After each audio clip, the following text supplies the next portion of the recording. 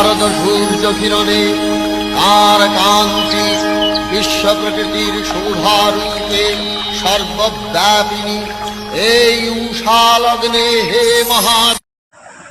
Hello everyone, good morning, welcome to my channel lovely Rikta. আর আমি রিক্তা চলেছি তোমাদের সামনে আলাদা একটি ব্লগ নিয়ে।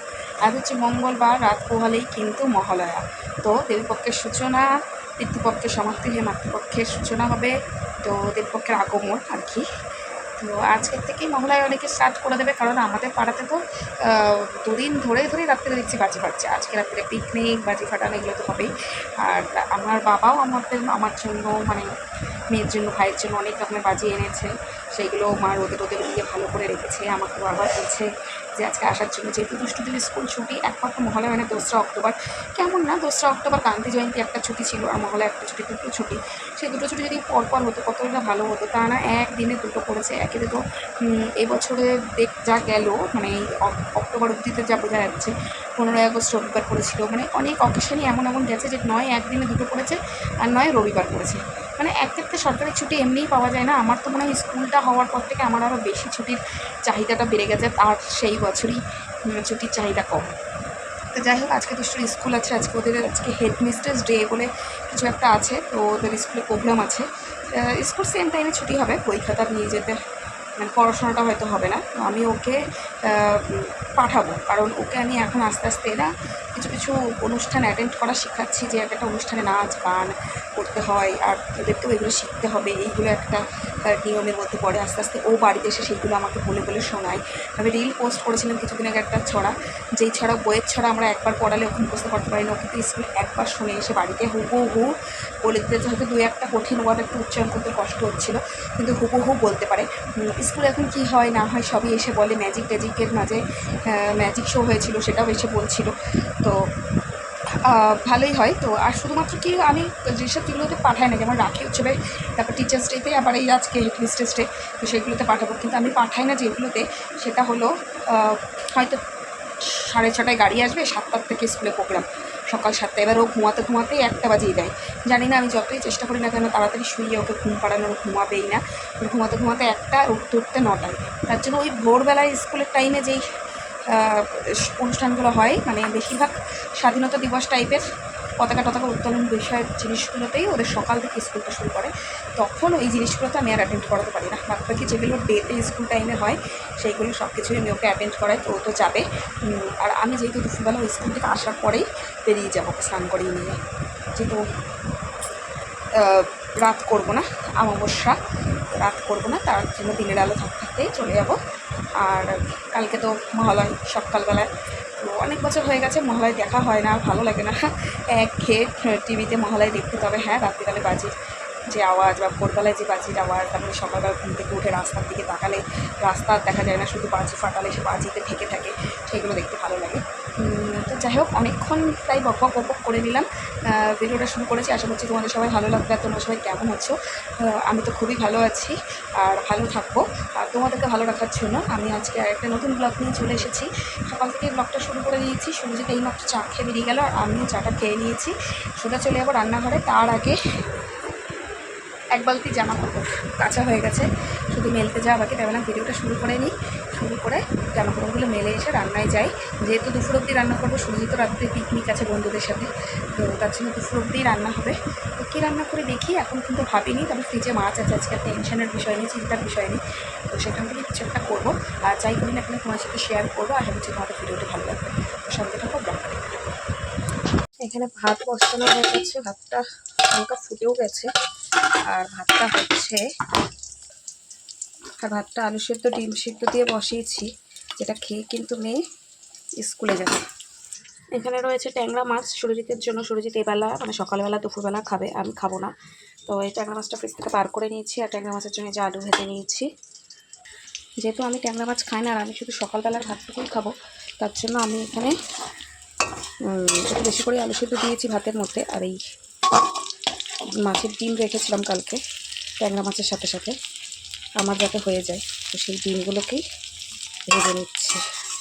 আগের দিন ভেজেছিলাম সিম্পল, কোনো পেঁয়াজ ছাড়া, বাট আজকে একটু পেঁয়াজ দিয়েই ভাজবো, মানে ভাজছি। এই কটাই আছে, আর নেই, ফ্রিজটা ফাঁকা করে যাচ্ছি যেহেতু আবার রান্নাঘরে আমার রান্না করতে করতে বৃহস্পতিবার। আর যেহেতু আমি যেদিনকে রাত্রিবেলা বাড়ির থেকে ফিরি তখন আমি রাত্রিরের খাবারটা বাইরের দিয়েই কিনে নিয়ে ফিরি, যাতে রাত্রে এসে আর রান্না না করতে হয়, নয় বিরিয়ানি নয় তরকারি রুটি যাই হোক। তার জন্য আবার আমাকে রান্নাঘরে রান্না করতে করতে বৃহস্পতিবার, তার জন্য ডিমটাকে পুরো কমপ্লিট করেই ফেললাম। আর এখানে কিন্তু আমার মাছের মশলাটাও হয়ে গেছে। তা আমি এখানে এখন কিন্তু আলু আর মাছটা একবারে মাংসের মতন পুরো কষিয়ে নিচ্ছি। আর ভাতটা জাস্ট বন্ধ করে রেখেছি, উবুর দেওয়া বাকি আছে। আর এখন দেখো আমি এখানে বিলাতি আমরা কেটে নিয়েছি, এটা মাখা করব। আর দুষ্টুমার জন্য লেবু কেটে রেখে দিয়েছি। দুষ্টুমা কিন্তু স্কুল যাওয়ার জন্য একদম রেডি হয়ে গেছে, তোমরা দেখতে পারো।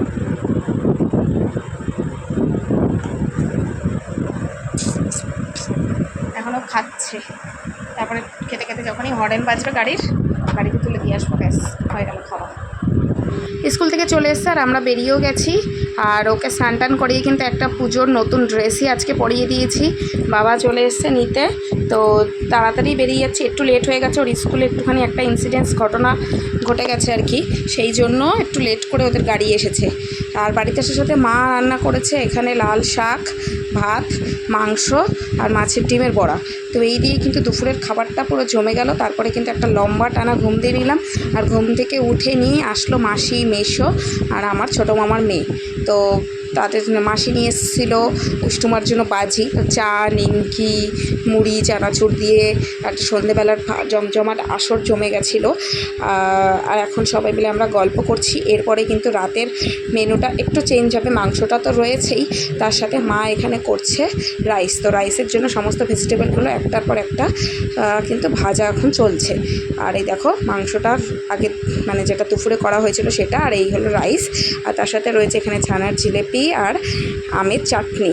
তো এই দিয়ে কিন্তু আজকে মহালয়ার রাতের পিকনিকটা আমাদের ফ্যামিলি জমে গেল। এখন বাজে ঘড়ির কাঁটায় রাত 12টা, আর আমরা এখন কিন্তু বাজি ফাটাতে বসেছি। তো ভাই আমাকে দেখাচ্ছে যে দেখ বাবা কী বাজি এনেছে। আর মাসি তো এনেই ছিল দুষ্টুর জন্য রং মশাল, আর বাবাও এনেছিল।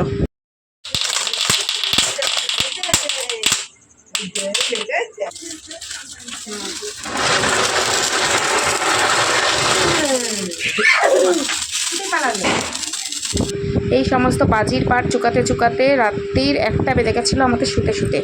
আর সব জায়গায় বাজি ফাটছিল। তো আমি বললাম যে না, একটা দিন না, রাত 1টা অবধি জেগে থাকে। আর দুষ্টুকেও জায়গায় পরের দিন তার স্কুল নেই, তো যখন খুশি ও উঠবে ঘুমাবে। কিন্তু ওই দিন এত গরম পড়েছিল যে জামা পরে আর থাকা যাচ্ছিল না। তো ভাই দুষ্টু সুযোগ নাই, শুধু খালি গায়ে রয়েছে, ভীষণ পরিমাণে গরম লাগছিল। দেখতেই পাচ্ছ দুষ্টু কীভাবে ঘেমে গেছে। আর ও প্রচুর আনন্দও পাচ্ছিল যে চারিদিকে বাজি ফাটছে আর আমিও বাজি করছি। এখন ঘড়ি কাটায় বাজে 5:30। মহালয়া দেখার জন্যই উঠেছিলাম, কিন্তু দেখো কীভাবে নিম্নচাপের মতন বৃষ্টি শুরু হয়ে গেছে, প্রচুর পরিমাণে মেঘ ডাকছে। তার জন্য টিভিটা চালানো গেল না, আর মোবাইলটাতেও দেখা গেল না। বেলায় উঠে মহালয়া দেখা তো ডকে উঠে গেল। যাই হোক, কারা মহালয়া দেখে অবশ্যই কমেন্টস করে জানিও। আজ হচ্ছে বুধবার, আজ হচ্ছে মহালয়া। সবাইকে হচ্ছে মহালয়ার শুভেচ্ছা ও অভিনন্দন। পুজো কিন্তু এবার শুরু হয়ে গেল। আর আমিও তো ফেসবুকে দেখছি যে সবাই ঠাকুর দেখাও শুরু করে দিয়েছে, কলকাতার ঠাকুর, কল্যাণীর ঠাকুর। তো তোমরা সবাই ভালোভাবে ঠাকুর দেখো। আর সকালে দেখলাম কীভাবে বৃষ্টি হচ্ছিল, আর বাইরে এখন কি রোদ, তাকানো যাচ্ছে না রোদের দিকে। আর তারপরে ওই বৃষ্টিটা দেখতে দেখতে না এত ঠান্ডা হচ্ছিলো, আমি আবার ঘুমিয়ে পড়েছি। আর এখন ঘড়ির কাটায় 10টা বাজে, আর এখন আমি খাচ্ছি চা। তো চলো ইন্ট্রোটা দিয়ে দিলাম। সকালবেলার আজকে সারাদিন কী করি সেই এই ভিডিওটার সাথে মার্চ করে দিচ্ছি, দিয়ে তোমরা একবারে 2 দিনের ভিডিওটা পাবে, মহালয়ার 2 দিনের ভিডিও। তো চলো তোমাদের সাথে আবার পরে দেখা হচ্ছে। ব্রেকফাস্টটা তোমাদের দেখিয়ে দিই কী খাচ্ছি।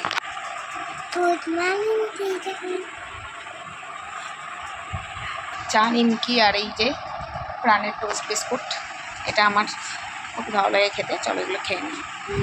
ভিডিওটা আর ওই সকালের পর কন্টিনিউ করা হয়নি। আর এখন দেখো সুরজিৎ এসে যাচ্ছে দুপুরবেলা খাওয়া দাওয়া করে ঘুমিয়ে উঠেছি। আর এখন আমরা বেরোবো, তার আগে এখন আমরা আরও বাজি ফাটানো শুরু করেছি।